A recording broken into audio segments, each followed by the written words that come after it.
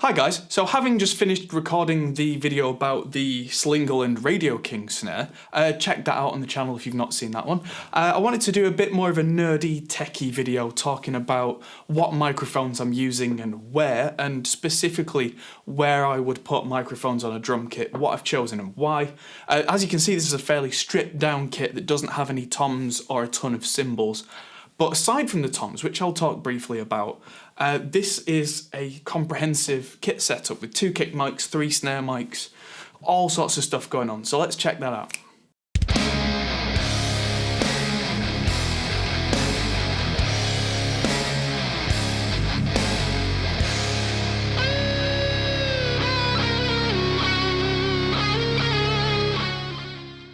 Let's work around the kit as a live sound engineer would. So the first microphone on the kit is inside the kick drum, and that is an Audix D6.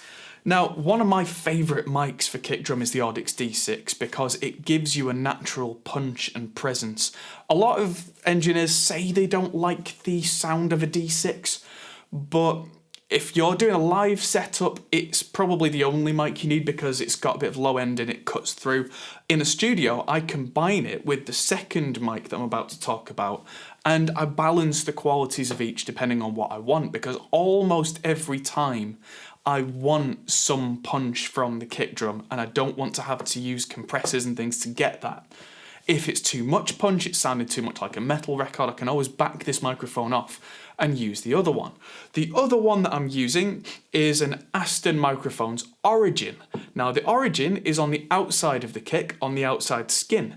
I never used to do this, but I was finding that I couldn't quite get what I wanted from just the inside kick mic. I was having to try really hard to EQ it to get that weight behind the kick, because otherwise it just sounded like a bit of low end with a click in it, which again, live coming out of the PA system does the job perfectly, but in the studio it needs rounding out. So that it's one of those things where on its own that condenser mic on the outside sounds wrong. It sounds kind of flabby and doesn't do it, but if you add the 2 microphones together, you get a solid punch and that weight. So I'm just going to hit the kick a few times. I'm going to loop it. Firstly, I'm going to play you the D6.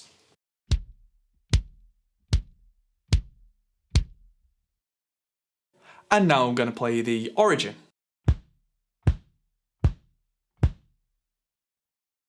And now the combination of the 2.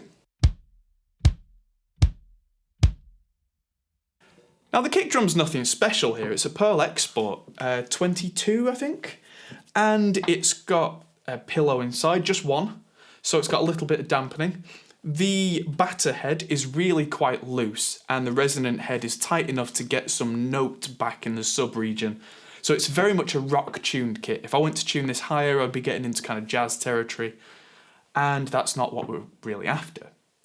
Now moving on to the snare, because this thing's got 3 microphones on it. Deep snares I find should have 3 mics on, because otherwise something is lost in translation between the top and the bottom mics. The top microphone here is an Audix i5. I find that the i5 gives me what I want on a top head. It's kind of like an SM57 in that regard, but it's got a clearer top end. It's not got kind of a nastiness to it.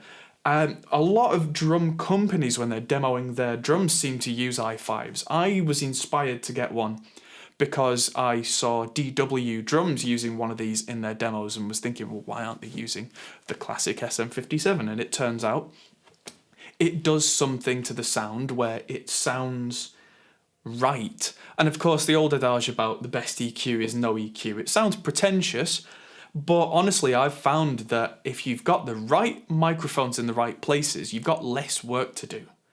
Now, underneath is an SM57, because it just, underneath a snare drum, that SM57 just gives us the right amount of snap on the under snare wire sound. It gives us that brightness without being too airy.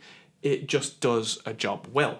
And on the side, I've got the Sontronics Halo microphone capturing the side of the snare drum from a little further back to give us more of an overall picture. And on its own, that wouldn't make any sense sonically, but mixed in with the other two mics, I think it just gives me a little more naturalness and kind of a big quality to the sound. It's got that depth in it that is otherwise difficult. I mean, this snare is way down tuned at the moment. It's down tuned all the way down to A, which is half an octave down from where it usually is.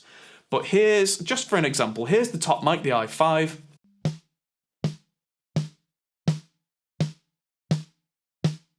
Here's the SM57 underneath. Here's the halo next to it. And here's all three together. Now, the hi-hats, I've got what you might consider to be an unconventional choice here, but more and more studios I'm seeing are doing this. This is a Shure SM7B. This is usually used for aggressive vocals, or it's used in radio or like podcast applications because it's got quite a big warm sound to it. It's got the same capsule inside as an SM57, but the design is a bit different. It's got kind of a humbucking property to it.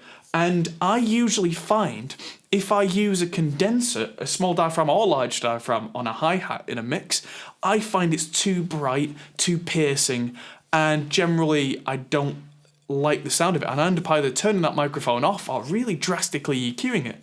Whereas a dynamic mic on a hi-hat just sits right, and that sounds like this.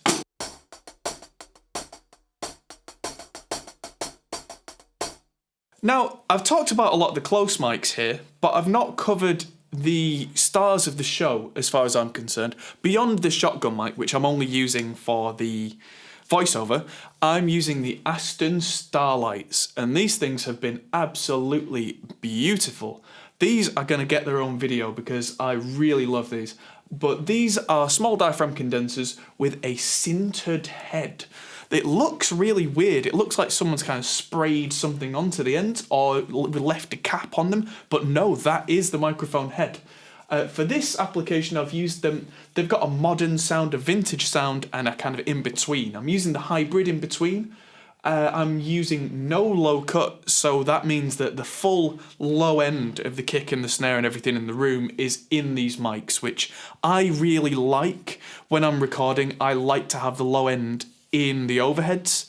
I find that stereo separation with a bit of low end fills the sound of the kit out quite nicely, and if I'm finding that it's too much for the mix, I can always remove that in post.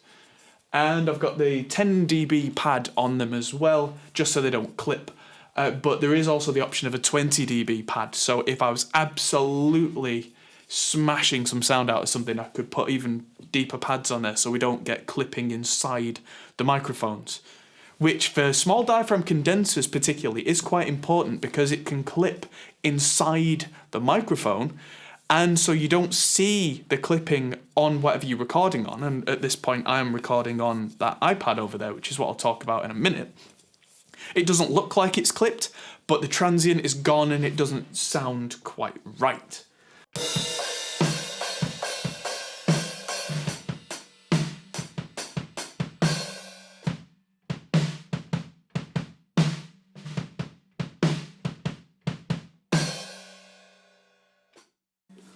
Last but not least, the interface setup that I'm using here has 10 inputs, and including this shotgun mic, I had one spare, so I thought, let's put a ribbon in. So I've got this ribbon here in what I've taken a little inspiration from Sylvia Massey.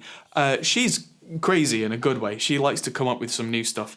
I can't remember what she called it. I think it was the dong mic or something equally rude. But whatever microphone you're using is usually kind of this far away and is pointed at my gentleman region. And that gives an overall balance of the kit without being too far away to make it an ambient room mic, but without being close enough to make it overly focused on one drum. I used a ribbon because I wanted the figure 8 pattern to capture some of the room, and I also wanted that to not have an overly bright top end. I just wanted this to be able to maybe be really heavily compressed and just sit in the mix. So Let's just listen to this mic on its own.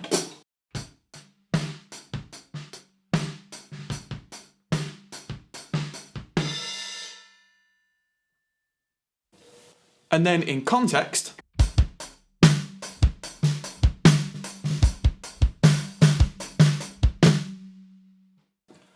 so you can hear just how much those overheads make a large amount of the sound here.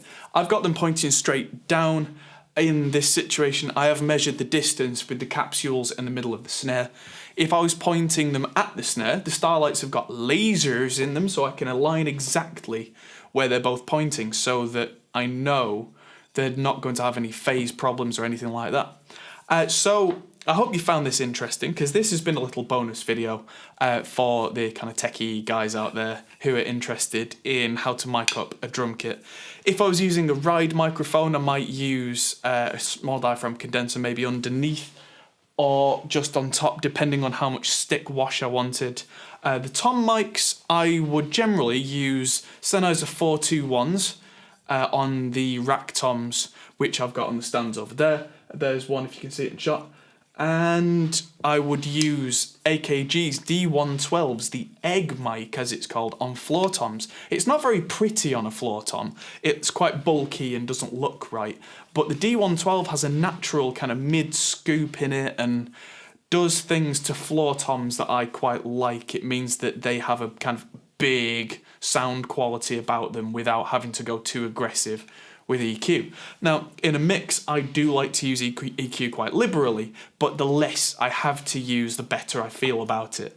It's one of those things where the less work I have to do, the more natural it seems to end up, even if I want a larger than life kind of sound, like with this really low tuned snare. So, I hope you've enjoyed this. These kind of videos are really brought to you by you through Patreon. So thank you to everybody who helps us out on the Patreon, because even at like $1 a month, if you can spare that to help us out to make these kind of videos, means that we can take the time to make these videos rather than spending time with other clients and that kind of thing, making sure the rent's paid. If we can do this more, that's what we're going to do, because I want to reach everybody out there. So a great thank you to everybody who's helped so far. And a great thank you to anybody who's going to help from now on. So thank you very much, guys, and I'll see you in the next video. Goodbye. Thanks for watching, guys. If you enjoyed this, feel free to check out our other videos, as you can find here, or check out our Facebook and Twitter, or our Patreon page, which helps us to make more videos like this. Thanks for watching, and we'll see you in the next video.